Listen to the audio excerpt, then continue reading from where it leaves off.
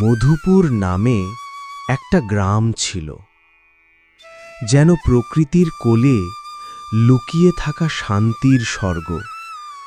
গ্রামের চারপাশে আছে বিশাল ধানক্ষেত, কলা বাগান, আম বাগান, মাটির ঘর, খড়ের ছাউনি, সব কিছুতেই একটা আপনতার ছোঁয়া। এই গ্রামের অধিকাংশ মানুষই ছিল কৃষিকাজের ওপর নির্ভরশীল। তাদের মধ্যে ছিল ঝন্টু নামে এক বৃদ্ধ কৃষক। সে খুবই শান্ত, সৎ এবং পরিশ্রমী মানুষ ছিলেন। গ্রামের লোকেরা তাকে অনেক সম্মান করতেন। কিন্তু এই বছর বৃষ্টি একদিনও হয়নি। মাটিগুলো পানির অভাবে ফেটে যায়। পাশে পুকুরের পানিও সব শুকিয়ে যায়। ফলে সবাই দুঃখিত হয়ে পড়ে, কারণ এটাই তাদের জীবিকা। এই চাষবাস ছাড়া অন্য কোনো উপায় ছিল না। এইবার এখন আমার কি হবে? আমার তো সব শেষ হয়ে গেল। আমি এখন কি খাবো? কোথায় যাব? ঠিক এই রকম ছিল চাষিদের অবস্থা। তারপর তারা সবাই মিলে এক জায়গায় বসে এই জটিল সংকটের কথা আলোচনা করছিল। আরে, তোমরা কিছু বলবে তো? এভাবে চুপ করে থাকলে হবে? আচ্ছা, আমি একটু ভাবি, দেখি কি করা যায়। এ কথা শুনে মন খারাপ করে সবাই চলে যায়। তার মধ্যে ছিল ঝন্টু অন্যতম। সে কিছু না কিছু ভাবতেই ছিল। ঝন্টু বাড়িতে বসে ভাবছিল কি করা যায়, এভাবে আর কতদিন কাটবে, সব তো প্রায় শেষ হয়ে যাচ্ছে। ঝন্টু অনেক ভেবে কুয়ো খোঁড়ার কথা মাথায় আসে। তখন ওখানকার দুইজন এসে বলে, ও ঝন্টু কাকা, কিছু কি ভাবলে?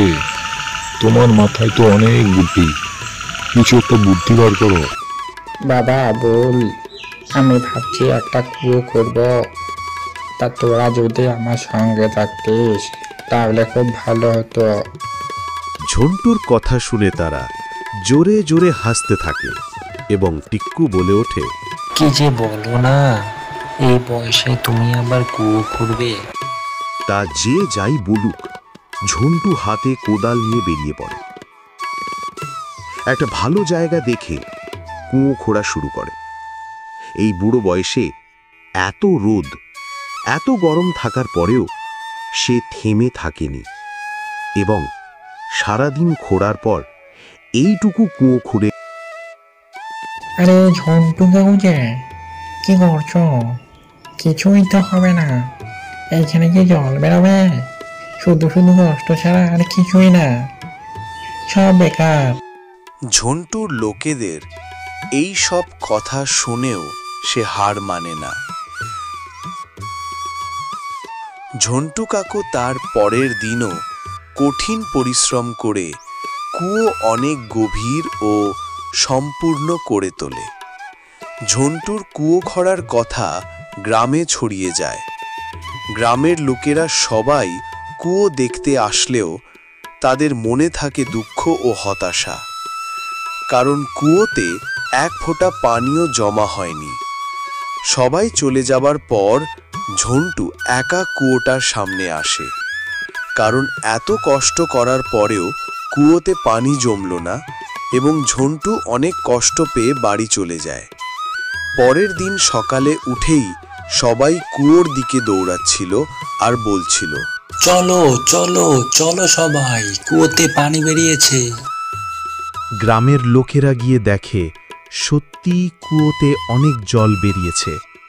এটা দেখে সবাই খুশিতে নাচতে থাকে। এইভাবে তারা সবাই সারা জীবন হাসি খুশিতে থাকেন।